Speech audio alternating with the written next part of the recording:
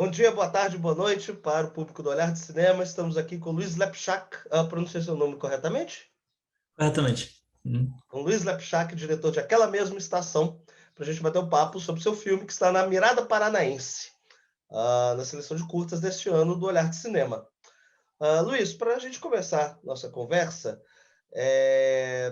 tem uma coisa que eu acho que chama a atenção muito imediatamente naquela mesma, aquela mesma estação, de como que o mote da viagem, o mote de uma viagem específica, ou de um retorno específico, né? De uma viagem do passado, de uma estadia do passado, como que ela atualiza como que, digamos, uma espécie, né, de trajetória coletiva, de fluxos, deslocamentos e de migrações, e que atravessa a sua própria trajetória pessoal de mais de um jeito, né, e que parecem pôr em circulação Brasil, Cuba, leste europeu. Então, eu fico muito curioso de escutar um pouco você sobre isso, de como que esta memorável pessoal e esse reencontro consigo, com a sua memória, né, acaba colocando, né, esses deslocamentos e essas fraturas do século XX em cena. Boa tarde, gente. É um prazer estar aqui no Olhar de Cinema, um festival que sempre foi muito importante para mim também. Já vi grandes filmes nesse festival, acompanho todos os anos. Para a cidade de Curitiba é um grande momento, né? Todos os anos. Então, Everton, assim, eu acho que quando eu estive, quando eu morei em Cuba de 2014 a 2017, estudando na escola de cinema lá, foi um período muito agitado, muito especial, né, para aquele país, né? Quando eu estava lá há poucos meses, rolou a reabertura das embaixadas, Washington, Havana, retomada das relações entre Cuba e Estados Unidos, né? Aquela tela de televisão cortada, Raul Castro de um lado, o Obama do outro. E aquilo já deixou a gente meio ansioso e atordoado de alguma forma, né? O que iria acontecer? E, na verdade, nos meses seguintes, nos 3 anos seguintes que estive ali, presenciei, naquele momento, uma série de acontecimentos que foram muito, muito singulares, né? A visita do próprio Obama, né, no país de Cuba, depois de décadas que um presidente dos Estados Unidos não pisava lá.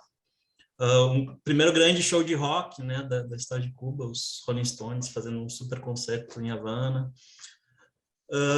Isso culminou, de alguma forma, essa lista de acontecimentos culminou, eu acho que de alguma forma, em novembro de 2016, com a morte do Fidel Castro, né?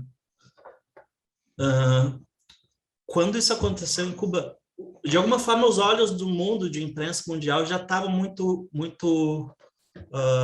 focados ali, né? Faz alguns anos, por essa sucessão de acontecimentos. Mas nesse momento, com a morte do Fidel, parece que você cruzava com um jornalista a cada esquina, e o sentimento do país também era muito confuso, né? O que vai acontecer agora e tudo mais.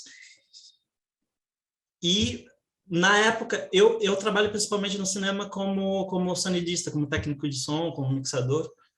E, na época, eu participei de 3, 4 filmes que, de alguma forma, esse acontecimento da morte do Fidel transpassava esses filmes, né? De diferentes formas, documentário, ficção, enfim, esse dia, essa série de dias. Me formei na escola de cinema, voltei a Curitiba em 2017, e parece que aí que a ficha começou a cair, né?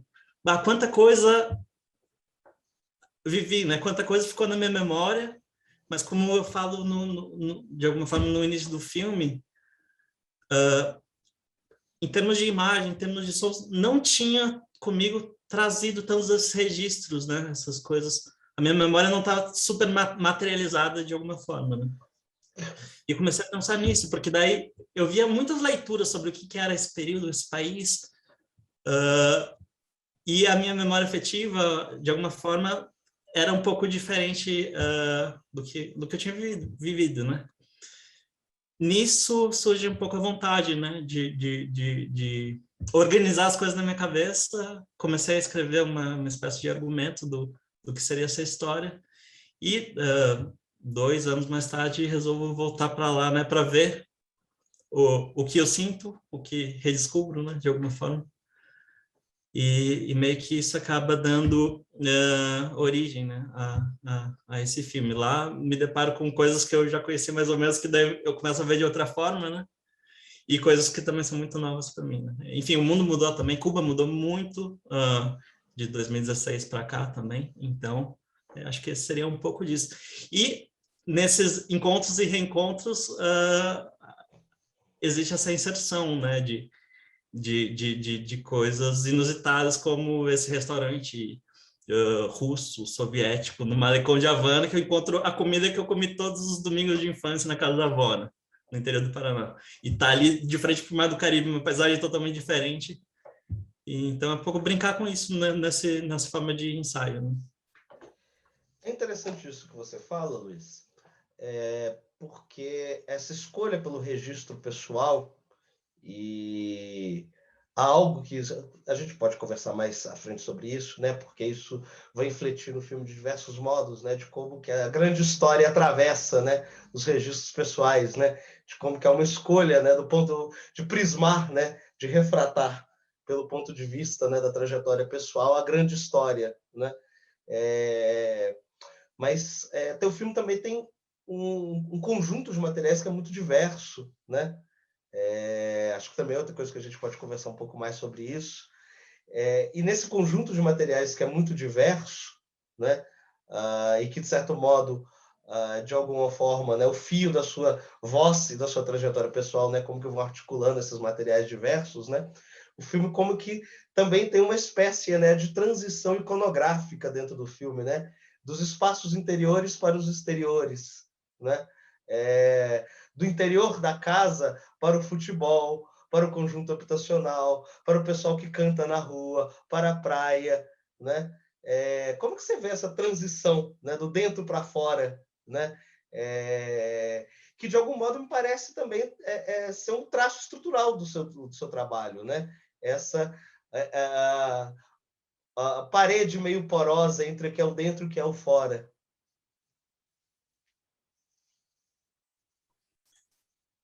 É interessante escutar essa visão, Everton. Eu não tinha sido consciente, né, dessa dualidade entre os espaços dentro e fora, né?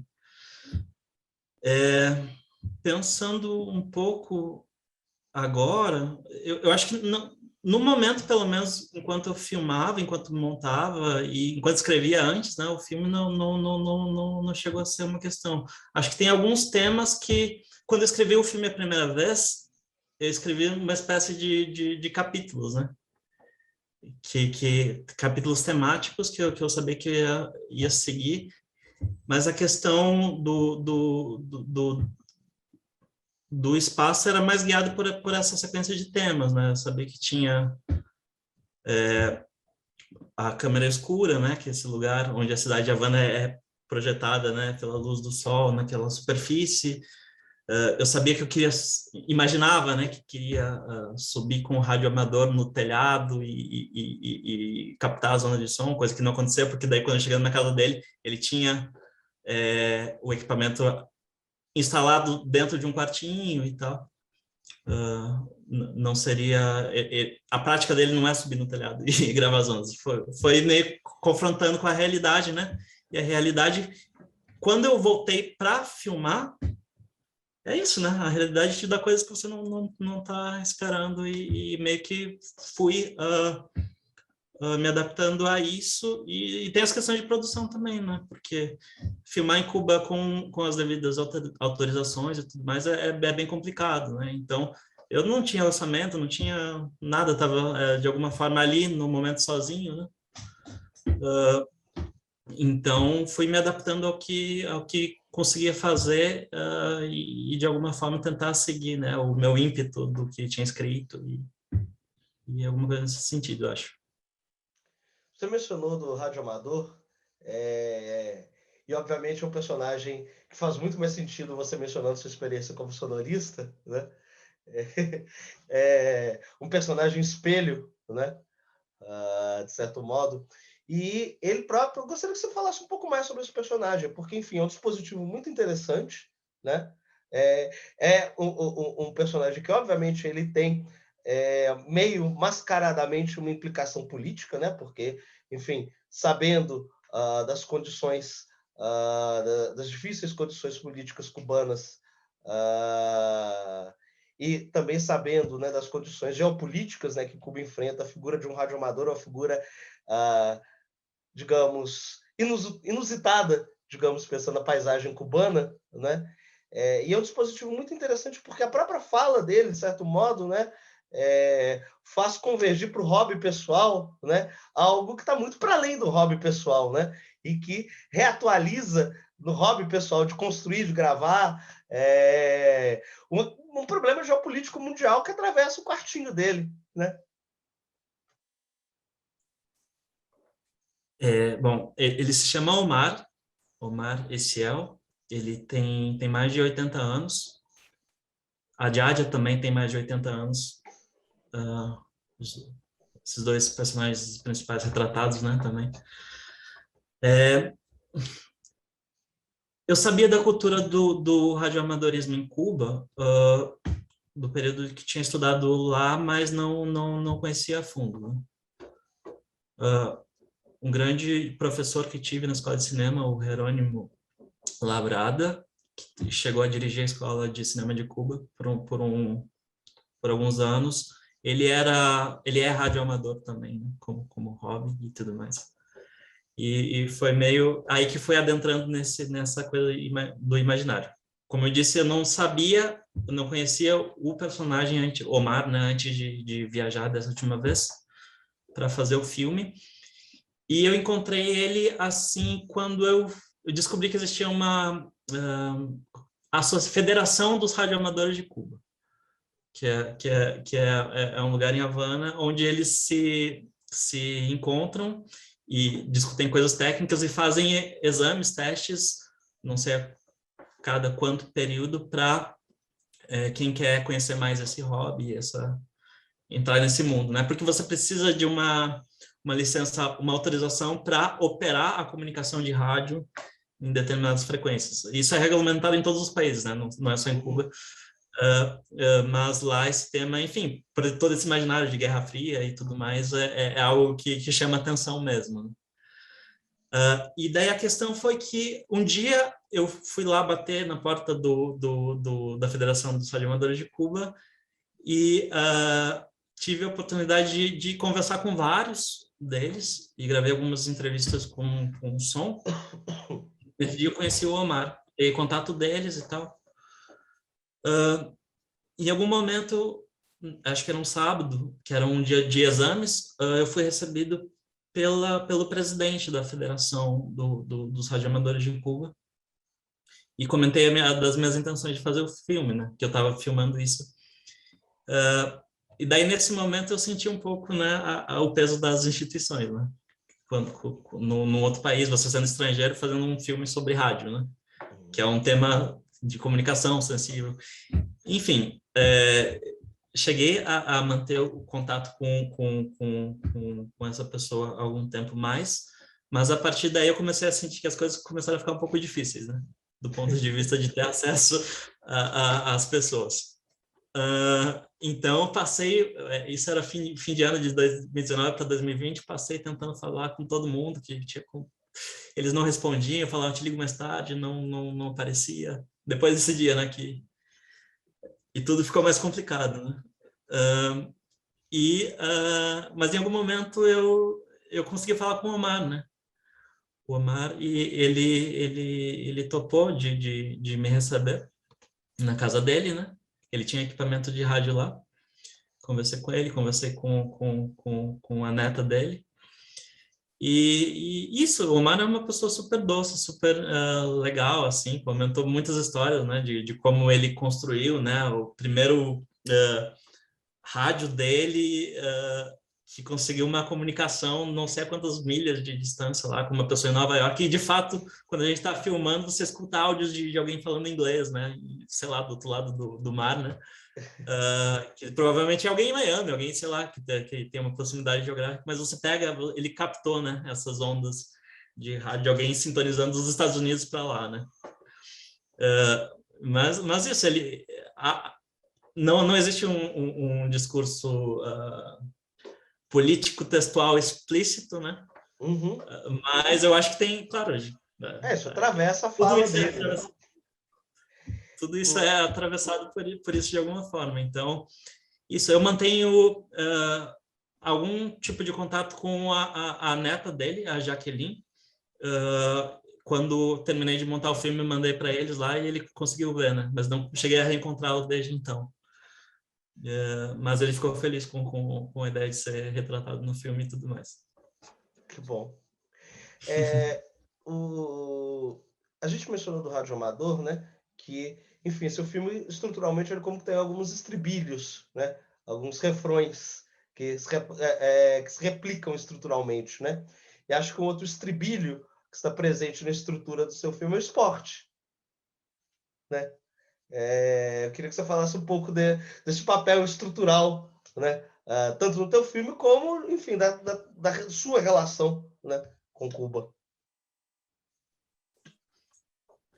Eu acho que, partindo desse lugar de memória, né? Eu acho que o papel do esporte foi a primeira idealização que tive, né, na minha vida sobre esse país, né? Depois vieram outros, né? Depois veio o imaginário musical, né, com o filme do Buena Vista, veio a questão política, né, de se posicionar como uma pessoa de esquerda no Brasil. Mas a primeira, antes de tudo, foi isso, quando eu era criança e via, né, na década de 90, Olimpíadas de Atlanta lá, na TV, a equipe de vôlei de Cuba que ganhava tudo e Mireia. sempre era... E eu acho que isso, né? Essa coisa de ser criança nos anos 90, essa coisa, todo mundo quer ser jogador de futebol e tem um pouco disso. Ver esse país, né? O que é essa bandeira? Eu achava a bandeira bonita, né? E uma ilha ali. Foi de alguma forma conhecer, ouvir falar, né, de Cuba a primeira vez pela questão do esporte. E daí, isso eu reencontro lá, principalmente com essa paixão do cubano pelo beisebol, né? Que é o futebol deles, né? Essa coisa de ir no estádio, poucas semanas que eu estava lá, eu vi o clássico, né? Que é no estádio Industriales com o Santiago de Cuba. Um que é a camisa azul do Industriales de Havana e o Santiago é o vermelho, né?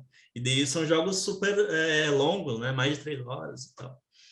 E como o cubano vibra com isso, e de alguma forma, na sequência, já indo para o final do filme, tem um plano muito rápido que muita gente que viu na época que eu estava montando não entendia. Por que tinha uma mini cena, né, de voltar no estádio de futebol, de beisebol, filmar uma criança vibrando, né, com a pontuação do Industriales. Eu acho que é por isso também, né? Tipo, reencontrar esse lugar, né? Esse primeiro lugar de... Quando eu era criança, eu queria construir um barco e conhecer uma ilhazinha, né? Ver essa criança ali naquele contexto, no estádio, meio que faz esse link, né, afetivo com a coisa do esporte para mim. Hoje em dia, não pratico muitos esportes, assim, não sigo tantos. Pratico yoga em casa. Mas eu acho que para esse imaginário de infância foi bastante importante. Luiz,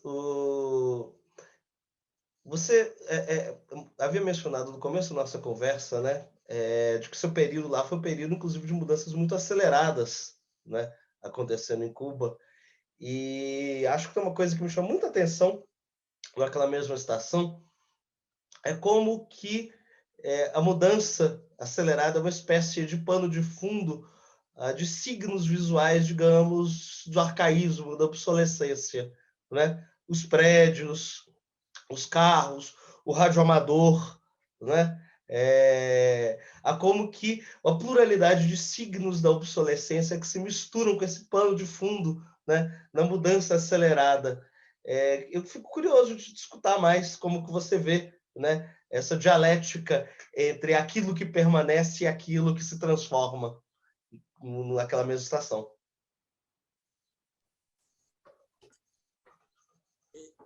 Eu acho que, bom, pelo menos do meu ponto de vista, o maior símbolo desse aspecto no filme seria a própria questão dos sons, né?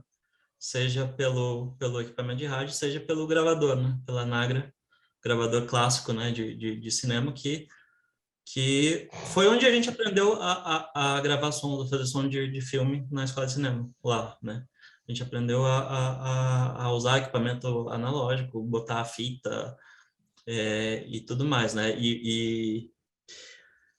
Mas eu não acho que eu veria unicamente nessa via de obsolescência, né? Eu acho que é isso. As pessoas que, por exemplo, gostam muito de ouvir música com qualidade, né? Cada vez mais tem retomado, né, a questão do som analógico, né? Do vinil, né? Nos estúdios de música, artistas de música, produtores musicais adoram equipamentos valvulados, gravadores de fita, porque isso te dá, claro, uma outra qualidade, uma outra textura, né? Que é especial.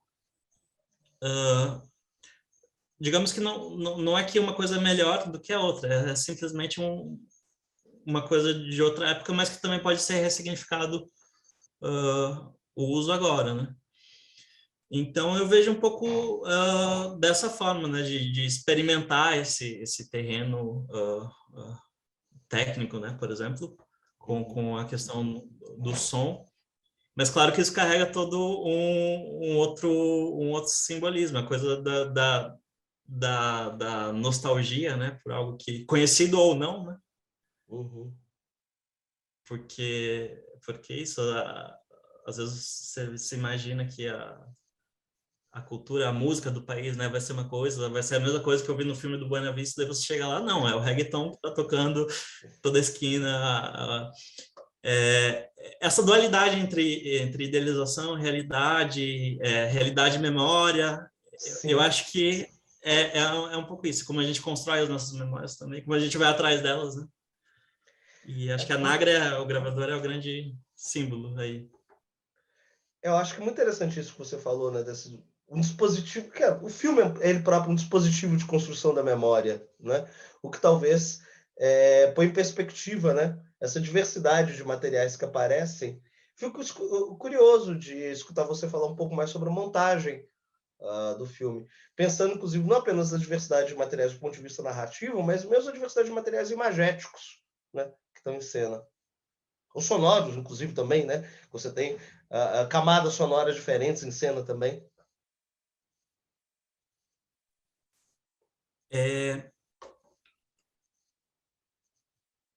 Eu acho que em termos de forma, a gente encontrou a macro forma do filme mais ou menos rápido, é mais ou menos fiel ao texto que tinha escrito de argumento, que de fato terminei de escrever a voz off, terminei não, mas tinha boa parte da voz off do filme e das macro sequências quando estava lá em Cuba mesmo filmando.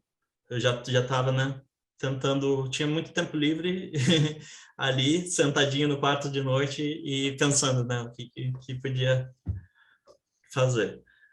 Quem montou o filme, quem assina a montagem é o Aristeu Araújo, que é montador e grande amigo aqui em Curitiba. E com certeza ele trouxe muitas coisas que dão um toque especial aí para o ritmo, para um gostinho diferente para o filme.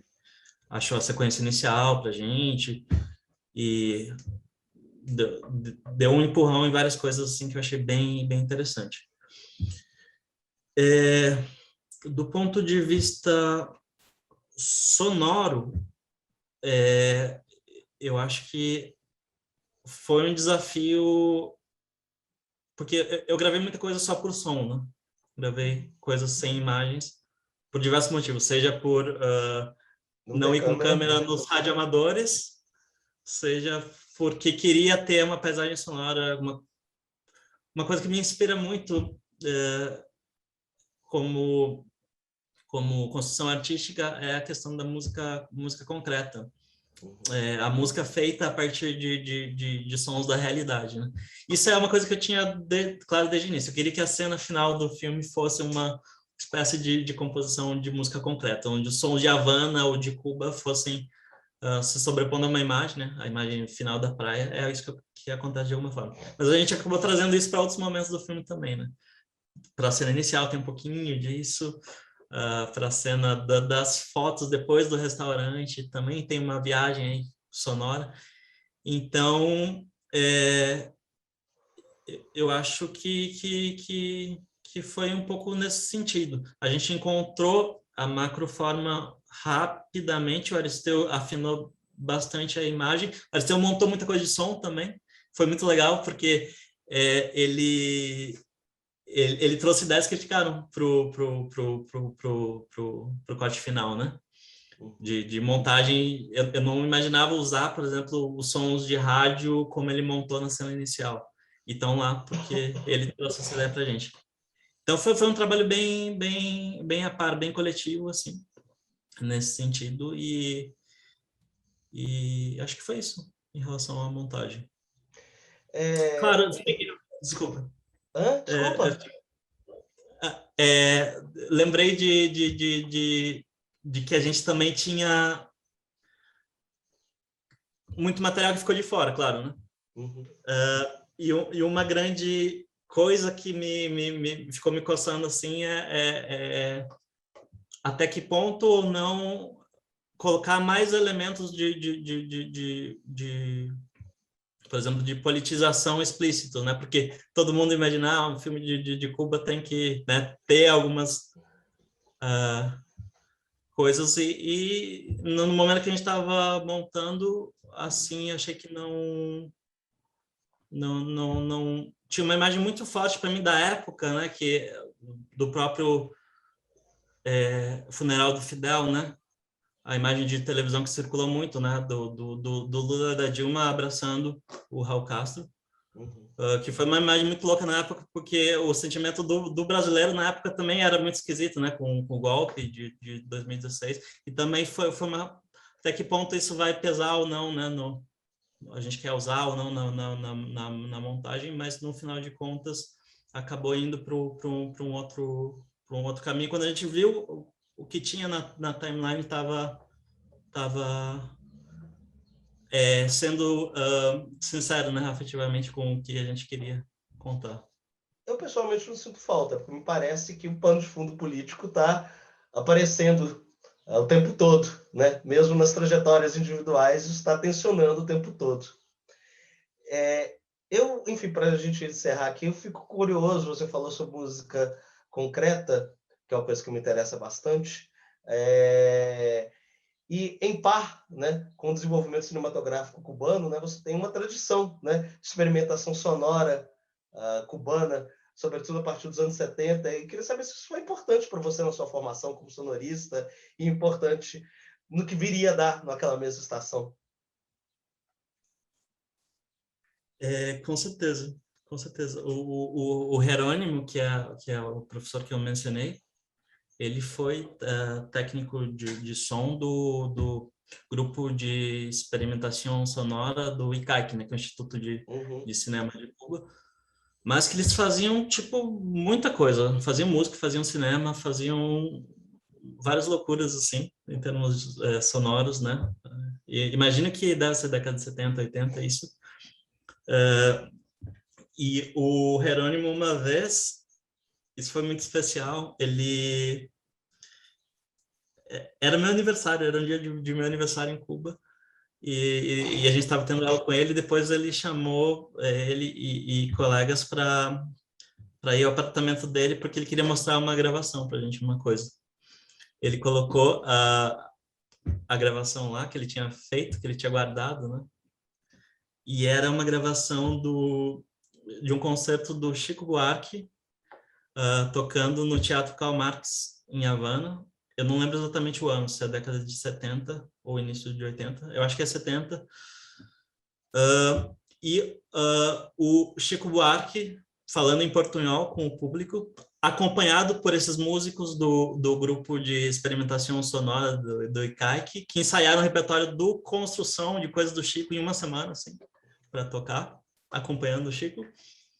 E o Chico dedica uma das últimas músicas, que eu acho que é o Samba de Orly, para os brasileiros que estão ali naquele teatro exilados, né? Naquele momento. Então foi uma loucura, porque fiquei pensando, quantas pessoas já ouviram essa gravação, né? Daquela época até agora. E o Jerônimo era a pessoa que estava operando a mesa de som, né? Naquele momento. Daí ele contando, né? Tipo, como ele fez o reverb, né? O efeito de eco da voz, que não tinha tecnologia na mesa de som para fazer isso. Então pegava o microfone e jogava o sinal para o banheiro do teatro, e daí um outro microfone lá pegava a reverberação de um amplificador tocando e voltava para a mesa de som. Algo totalmente mecânico, né? Mas que dava o efeito de reverberação para a voz do Chico Buarque no teatro, acompanhado pelo grupo de experimentação sonora. Então, todas essas histórias e esse imaginário, com certeza, me inspiram, me influenciam a pensar as coisas e como eu penso o som do cinema também, como trabalho nos filmes que faço e tudo mais. Bom, muito obrigado, Luiz. Ótima conversa. Você gostaria de encerrar nossa conversa falando alguma coisa com as pessoas que estão nos assistindo? Muito obrigado a você, Everton, pela conversa. Muito legal lembrar e dessas histórias todas, né? E agradecer, né, a você, ao Olhar de Cinema, né? Que, como eu disse, é um festival que acompanha aí também desde o começo, desde 2012, 13, as primeiras edições. Então, é uma grande honra poder fazer parte da programação do festival, né? E é isso aí, agradeço muito e espero que a pessoa goste do filme e possa ver bastante e circular. Muito obrigado. Muito obrigado a você, Luiz. Bom dia, boa tarde, boa noite. Muito obrigado a todos e a todas que assistiram nossa conversa. Muito obrigado.